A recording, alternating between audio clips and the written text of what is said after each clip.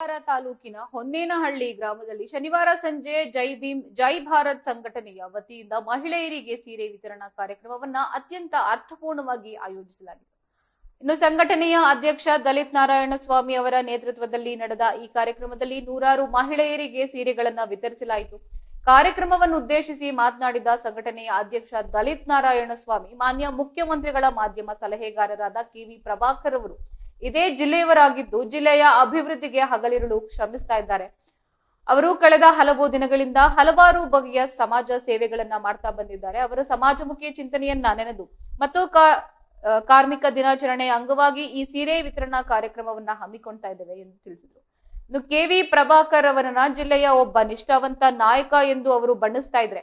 ಈ ಕಾರ್ಯಕ್ರಮದಲ್ಲಿ ಭಾರತೀಯ ದಲಿತ ಸೇನೆಯ ಜಿಲ್ಲಾ ಅಧ್ಯಕ್ಷ ವೈ ವೆಂಕಟಚಲಪತಿ, ಚೇತನ್ ಬಾಬು, ಕರ್ನಾಟಕ ಟಿಪ್ಪು ಸುಲ್ತಾನ್ ಸಂಘದ ಅಧ್ಯಕ್ಷ ಆಸಿಫ್ ಉಲ್ಲಾ, ಆದಿತ್ಯ ಮೌರ್ಯ, ಇನ್ನು ಮಾಹಿತಿ ಮಂಜು, ದೊಡ್ಡ ಹಾಸಲ ಡಿಎಂ ಮುನಿರಾಜು, ಶಶಿಕುಮಾರ್ ಕೋಟೆ, ಸಹನಾ ಸಚಿನ್ ಸೇರಿದಂತೆ ಗ್ರಾಮದ ಅನೇಕ ಗಣ್ಯರು ಹಾಗೂ ಗ್ರಾಮಸ್ಥರು ಹೆಚ್ಚಿನ ಸಂಖ್ಯೆಯಲ್ಲಿ ಭಾಗವಹಿಸಿದರು.